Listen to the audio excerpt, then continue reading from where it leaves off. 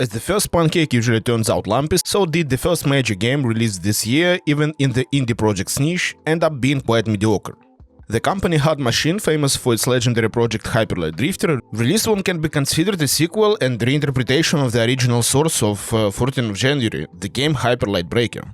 Our game is an online roguelite in an open, procedurally generated world. It has endless replayability with a crazy number of combinations. We're essentially creating a subgenre of open-world roguelite, states the game's page on Steam. However, in the first 24 hours, the player rating stood at mostly negative, and overnight, thanks to an influx of positive reviews from players with about half an hour of playtime, it managed to rise to mixed. Something is clearly off. My name is Stasyan Space. It took me 12 hours to complete 2 consecutive runs without dying, where about 10 hours of the total playtime were spent dealing with the game's bugs and trying to calm my nerves from the stupidity of the design decisions. And I still don't understand what I paid the last 2000 rubles for. Welcome to the Hyper Light Breaker review. Why did Hyper Light Breaker attract so much attention in the first place? In 2013, a Kickstarter campaign for the development of Hyper Light Drifter appeared, a project largely inspired by the real hell issues of the lead developer and game designer Alex Preston. Preston was born with congenital heart defect and still battles the consequences of his ailment. Creating LHD was a form of reflection on his emotions and experiences, as well as a fun homage to projects like The Legend of Zelda: A Link to the Past and Diablo. The community was so enamored with the idea and concept that, instead of the requested $27,000, Preston managed to raise $600,000, which allowed him to hire staff and form the Hard Machine studio. Ultimately, Drifter was released in 2016 and was warmly received by both critics and regular gamers. The success of Hyper Light Drifter gave the studio freedom, and they announced their next game, Solar Ash, which would also take place in the Drifter universe. This time they decided to transition into a 3D platformer with an open world. However, upon its release in 2021, the game failed to replicate the public and commercial success of its predecessor. The main criticism of Solar Ash was its unjustifiably high price for a small number of gameplay hours. At a global cost of $40, the game was completed in 6 hours. The open world felt empty and unrewarding for exploration, and the gameplay was considered monotonous throughout the entire process. One would think it wise to pause, take a breath and figure out how to improve the situation. But in 2022, Hard Machine announced a direct continuation of the Hyper Light story, changing the last word to Breaker. The announcement trailer was done in the spirit of the first part of the game, and the final shot unmistakably hinted at the developer's intention to continue working in the 3D narrative space. Nowadays, the first thing that catches the eye is the early access release and the price tag of 2000 rubles or $27 on the global market. Unfortunately, industry trends have entrenched the approach that early access is the great way to maintain a product's profitability in the early stages of development. As a bonus, the project becomes protected from obsolescence over time. Simply put, it's more profitable to release a raw game now than to polish it for several years and find that competitors have already emerged or interest in the genre has waned by the time it's ready. The idea itself doesn't inherently carry anything bad, but due to unscrupulous developers, the early access model is often associated with scams and an attempt to cash in on gullible customers or fans of a specific game universe in the eyes of the average player. In some cases, developers openly state at the start of early access that their game currently contains very little content, as was the case with Ravenswatch. On the Hyper Light Breaker Steam page, however, you won't find a word about how much content is available for your 2000 rubles.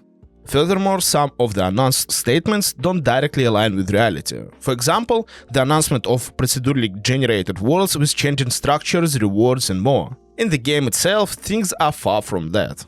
Or take the phrase, provide resources for the settlement to thrive. This wording seems to imply that the game features a city-building mechanic or something analogous, where you invest resources not just for personal gain but to enjoy the settlement's development. You complete a number of runs and your town becomes more beautiful, adding details to existing structures and so on.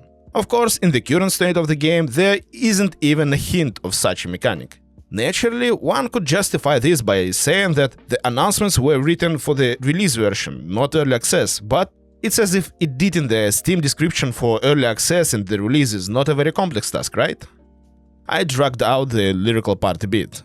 The game starts with the character appearing in the hub, where small diagrams tell us what to do and where to go. Unlike Hyper Light Drifter, where you are taught the basics of control and combat systems as you progress through the starting level, in Breaker you have to open the main menu and dig through tutorial diagrams on controls and combat basics yourself. I think it's clear that such information is absorbed much more easily during gameplay and not from a manual. Skipping ahead, the game has significant problems with clarity and conveying information to the player.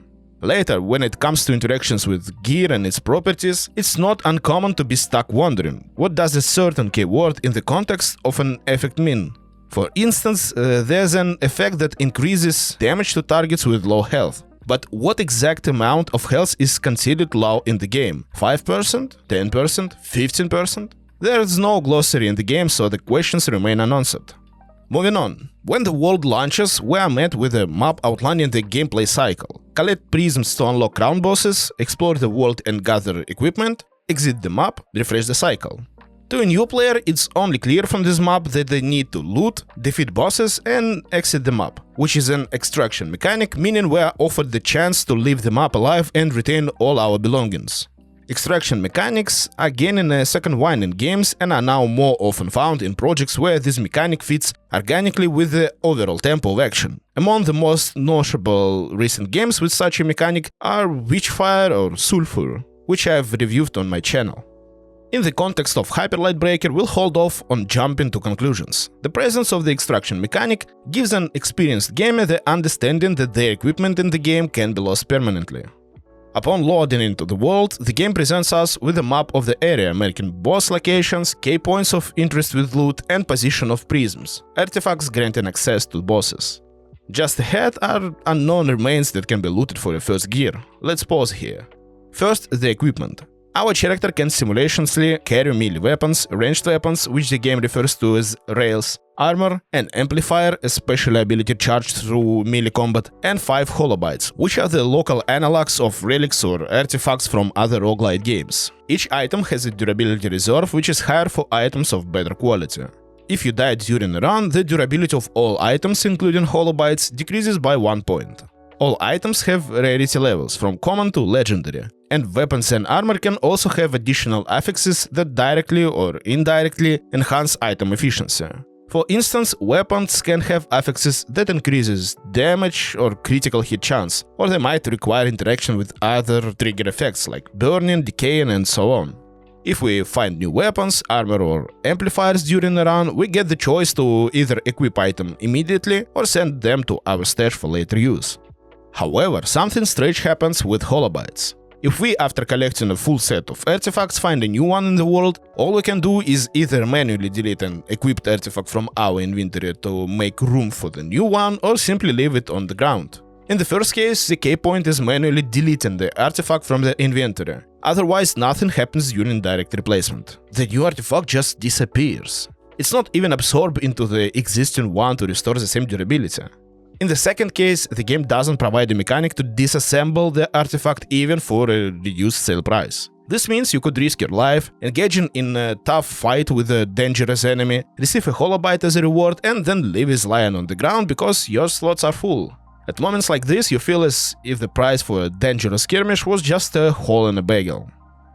The second point to note is the arc-shaped bar beneath the minimap with marked divisions. In my interpretation, this is called the threat level, and the game provides absolutely no commentary on how it works.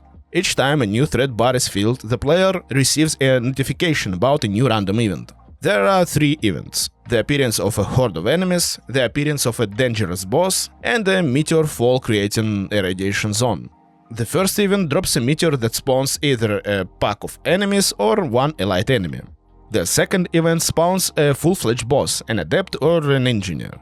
The third event drops meteors at random points of interest, as mentioned earlier, with radiation zones. If the radiation meter is fully filled, the player starts taking constant damage, which is extremely hard to survive. Once the threat level is maxed out, events begins to appear almost back to back. This mechanic can be loosely compared to the timer mechanic in Risk of Rain, where the longer you clear a level, the more dangerous the enemies become. In Hyper Light Breaker, the logic behind the threat accumulation raises questions. The bar increases with any interaction with the world and objects in it. Did you loot some remains at the start of the run? You gained threat points. Did you equip or stash a dropped item? You gained threat points. Killed an enemy in the world? You gained threat points. At least you don't get threat points for killing even spawned enemies. Recalling the gameplay process map during loading, the extraction mechanic starts to make more sense, especially when it later turns out that defeating a crown boss instantly raises the threat level to maximum. Using perhaps the most distinctive element from the first game, Hyperlight Drifter, a futuristic lift filled with geometric shapes, we enter the open world. My first run as a player who has completed all the Souls-like games quickly knocked me down and sent me back to the hub during the first encounter. My ears were ringing and my brain couldn't comprehend how the first mobs in the game could make me pick up my teeth from the ground. Okay, second attempt.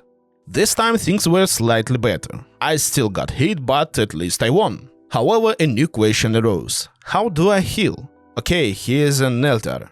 It says obtain a medkit, but the button is grayed out. Now what? And here, my friends, you can observe another top-tier game design mechanic. In the simplest form, enemies can sometimes drop green orbs that heal a small amount of health. The main healing method, however, is through special flowers scattered across the world that stand out vividly against other vegetation. Collecting a flower grants plus 5 health and adds a med stone to our resource pouch. It turns out that to heal, you need to gather a certain number of med stones and exchange them at the altar for one medkit. But with each subsequent medkit crafted at the altar within the same cycle, the requirements increase significantly. The first medkit requires 5 stones, the second 8, the third 10. And that's considering that flowers don't respawn after your death within a cycle. There is another option, which after completing the game seems to be the only viable one, unlocking through meta progression the ability to leave the hub with medkits already in hand. For those frantically searching for a medkit crafting station at the base, medkits are crafted during the loop loading at a rate of 3 medstones per medkit. But you only can discover this by stumbling upon it accidentally. A question to ponder: should a game start off so harshly without a reasonable combat tutorial? Consider the difficulty curve of the Dark Souls series, where the first enemies match the player's initial zero experience. Meanwhile, as we keep dying and resurrecting, we try to piece together an overall picture of what's happening. Enemies and numerous chests in the world drop the primary consumable resource, blood drops. Players will need these drops to unlock loot containers at points of interest and to purchase items at the base after unlocking vendors. Think of it as a regular gold. As we advance through the world like blind kittens, sooner or later we will manage to acquire more or less decent equipment, meaning we'll start progressing toward collecting prisms. As we were told at the beginning of the game, prisms are necessary to access bosses. Prisms can be rewards for defeating mini-bosses, found in locked rooms requiring keys, or simply lying in the world on elevated areas or other hard-to-reach spots. Collecting prisms during the first few hours of the game only adds to the doubts about the inadequacy of the difficulty curve for beginners. Most mini-bosses are more dangerous than the main crown bosses. If you're unlucky with equipment, the chances of dying from 1 or 2 abilities skyrocket. Moreover, prism bosses are always surrounded by additional enemies, and during attempts to deal with already substantial problems, additional enemies are likely to spawn due to the rising threat level. The only plus in this situation is that capturing a prism restores some health to the character, and the mini-bosses often drop valuable loot. There are also some hiccups. As I mentioned, some prisms may be locked in rooms that require keys to access. Throughout my gameplay, I encountered keys dropping from chests only twice. I can't say for sure whether a soft lock situation is possible, where the game requires keys you can find, but in a roguelite game, especially one with an open world, such situations shouldn't arise. When I found myself in such situation, I obtained keys from crown bosses, but I have no idea if this is a guarantee or just luck. After gathering the necessary number of prisms, we can engage in battle with a crown boss. Regardless of how many prisms the player currently holds, we are obligated to defeat the crowns in the order the game sets. Our main goal for a successful run is to collect 6 prisms, defeat 3 crown bosses and confront the main boss, the Abyss King. At this point, nuances start to emerge. Currently, the game has only 2 crown bosses, with the third being a copy of one of the previous 2, and it's literally a copy, without any additional abilities or effects influencing the player. Just a Ctrl+C, Ctrl+V with increased health and damage from attacks. The bosses themselves initially seem quite interesting. For example, the wolf requires pairing its special attacks to increase your chances of winning, while the knight has both a sudden dash you must counter with your dodge and a launch of what we call stars, which you must dodge. On the first attempts to deal with the crowns, they leave a rather pleasant impression, but once you get used to the game, it becomes clear that the bosses are more like punching bugs, with no more than 3 different abilities in their arsenal. To ensure that life doesn't seem too sweet for the player, the developers added an endless spawn of small enemies in the arena during the boss fight. And this is where things get really frustrating. The pool of spawning enemies includes small dogs and ordinary, let's call them goblins, who can charge at the player, scraping the ground with their blades along the way. The issue is that the enemies appear without visual indicators and, more often than not, behind the player. When you're trying to show off your skill and focus on the boss movements, aiming to parry an important strike or find a window for a slow special attack, these summoned pests inevitably land a blow on your back. And even if it's just deal damage, it would still be a problem, because in the context of Hyper Light Breaker, even 12 damage is often 10% of your total health pool. But these hits stagger you, interrupting your movement and most attacks.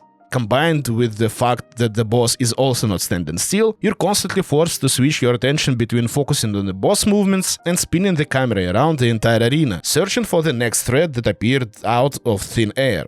I have a simple explanation for this. Once you understand their moveset, the bosses themselves become passable enemies. So, if you can't come up with an interesting mechanic, just throw a bunch of enemies at the player, something we can also observe in the open world itself. And there you are, a hero who has lost more than a few nerve cells, managing to defeat all 3 crowns in one run. Rubbing your hands in anticipation, you start the final run of the cycle, and you're told that the Abyss skin awaits, with a cozy little note below stating, gameplay in early access will be improved. Well, judging by such formulations, the poor king will die of old age waiting for us. I have no complaints about the final boss being unavailable in the current build. That's quite common for early access games, but why couldn't they tell me this before I turned grey from rage? Because upon achieving my first successful run, my disappointment at seeing this placeholder knew no bounds. That covers the gameplay cycle. Now let's talk about progression elements, meta progression, and the feasibility of the extraction mechanic. In my opinion, progression should diversify gameplay, encourage players to explore open-world locations, and reward them with permanent upgrades for their time investment. In Hyper Light Breaker, it seems like they're aimed for the best, but it turned out the way it did. Currently, there are 3 progress elements: upgrading vendors, upgrading character stats, and meta progression that is always active. Let's start small and go bigger. At the start of the game, we have access to a melee weapon vendor, where the rail and holobite vendors need to be unlocked with chips obtained from chests in the world and selling items to vendors. Further, upgrading vendors require gold rations, which are rewarded at the end of cycle and can sometimes be found in special golden chests in the world, often in laboratories. What does the player get from upgrading vendors? Minor shop improvements like 10% discounts on items, but the most important aspect is the increased levels of weapon tempering, meaning higher item levels for unlocking new affixes. I don't have much issue with this, but agree that this hardly fits the Steam page's announcement of providing resources for the settlement's prosperity. The second level of progression is upgrading character stats, and there is where things get interesting. The character has 9 stats, some of which are entirely unclear. Let's go through them one by one. HP, health indicator, but probably something related to batteries for rails. Armor, this one's straightforward. More armor means less incoming damage. Strike, here's where the questions begin. What exactly does the strike step do? Is it the raw damage indicator to which the base weapon damage is added, or is it a modifier affecting damage output based on some unknown formula? No information is provided. Blast. Does this modifier increase explosion damage, such as from a grenade amplifier or certain special melee attacks? If yes, how exactly does it affect the final explosive damage? No information is available. Stamina endurance. Again, the question arises, what does the stamina stat influence? The volume or recovery speed of stamina used on the glider hoverboard, or does it affect the dodge mechanic? If considering the glider hoverboard aspect, why are there notes for hoverboard duration and meta progression? If it's related to dodge mechanics, what changes with the stat level? Does it reduce dodge cooldown or add an extra dodge bar after a certain stat value? No information is available. The funniest one, operations. You could guess all day, but nowhere in the game is this stat explained. Redditors managed to find out through the game's official Discord channel that operations is a luck stat affecting item drops and roll base values. Logically, there's no way to infer why the developers didn't just use the standard term luck and instead invented something like operations. To upgrade stats, players need to use cores and void stones, which are rewarded after defeating crowns. Upgrading stats is tied to specific character specialization, which are unlocked with a gold ration, just like other characters. Here I want to share my thoughts on the characters. In the current build, 3 characters are available for play, but upon closer inspection, their specializations do not appear as game-changing mechanics capable of fundamentally altering the gameplay. Drawing parallels with a game that clearly inspired this, Risk of Rain 2, characters are a key tool for changing gameplay, on which items and effects are then layered. In Hyper Light Breaker, despite all differences in base stats and specialization, the core combat doesn't change. Attempting to play specifically from the effect of specialization, Risk more loses in progress and emotions that gain in flexibility in gameplay. The third level of progression is the meta progression associated with the NPC Pharaoh's Beat. There is the most useless and least impactful part of the progression system. The structure of meta progression is divided into levels, tiers, nodes with effects, and slots for activating those effect nodes. To unlock new levels, the player needs to spend cores, while unlocking effects and slots require gold rations. The main issue with this meta progression is that the effects that genuinely impact gameplay require upgrading to at least tier 3, where you can enhance the blinking mechanic. In a game where you gain rare resources for progression only after completing a cycle, a progression model seems to beg for a design where your character gets even slightly stronger after every cycle, say by a small percentage. Otherwise, each new cycle merely compounds the sense of frustration, as it feels like you're grinding resources without any meaningful upgrades. Additionally, the meta progression doesn't introduce anything new or change the gameplay itself. Instead, it simply amplifies existing mechanics such as blink or rare loot drops rates by a specific percentage. Combined, the current progression mechanics barely affect the sense of advancement as a whole. Grinding hours and leveling up all progression systems won't turn the player into an unstoppable Terminator, as that would break the core of the game. At the same time, the system fails to bring fresh mechanics that could transform gameplay. This is why it feels like you're treading water when spending resources, which leads to disappointment. Now about the extraction mechanic. This is purely my subjective opinion, but I think that if the extraction mechanic isn't tied to specific requirements or objectives, its inclusion feels more like a patchwork solution than an actual feature. From the most logical perspective, extraction should offer a chance to save rare items and bring them back to the base, but in practice it doesn't seem necessary. Even with minimal progression, acquiring rare items from merchants isn't that difficult. One potential idea could involve a mechanic where extracted items gain +1 durability point when brought back, but if that were part of the plan, it would already be in the game. As it stands, extraction in the current build feels like a mandatory condition to keep the game running at a reasonable pace. For one, crafting medkits is simply more efficient when restarting a world via the hub. Secondly, after defeating a crown boss, the increased threat level makes the game unbearable. Now let's talk about the positives. The game certainly has potential. Various melee and ranged weapons behave differently and have distinct impacts. You can experiment with combos for a single weapon or try combining different artifacts and weapons. Through at this stage, it's tough to create something truly exciting. For example, I built a setup with a heavy hammer, critical strike chance and healing from red health upon a critical hit. This way my critical hits deal about 300 damage and my attack speed allowed me to ignore dodging enemies altogether, simply healing through the incoming damage. Potential can also be seen in the open world mechanics. Sadly, the world currently feels empty. The much hyped procedural generation doesn't generate anything interesting. What we get is a reshuffling of blocks with buildings in every new seed, but these structures lack unique effects or treasure. At most you might find a hidden container with a few blood drops. Regardless of enemy types, the rewards for defeating them are identical. However, the groundwork for experimentation exists, and I'd like to believe that in the future procedural generation could include unique map effects or special enemy encounters. Something similar could be seen in the game Remnant, where bosses and random encounters changed based on the seat of the location.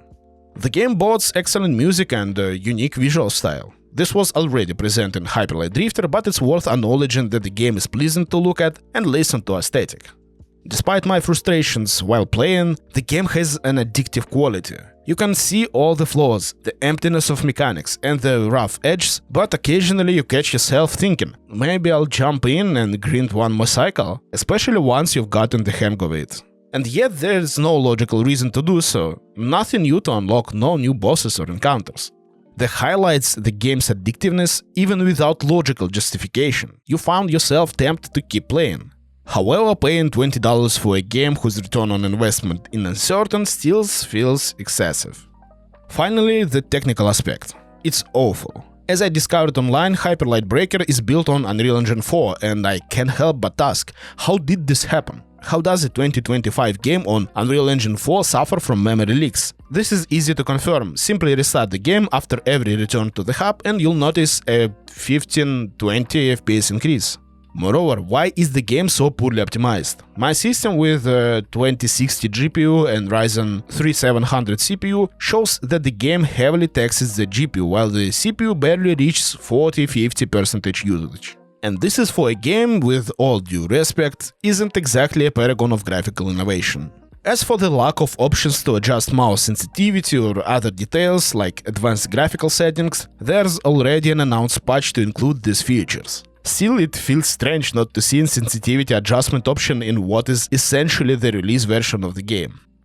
Let's summarize everything so even the most impatient viewers can visually assess the pros and cons. Cons. Early access for $20. Discrepancy between the Steam page description and actual gameplay. Lack of clear tutorial. Aggressive difficulty curve. Extraction mechanic added just for the sake of having a mechanic, not to diversify gameplay. Inability to dismantle or store holobytes in the stash.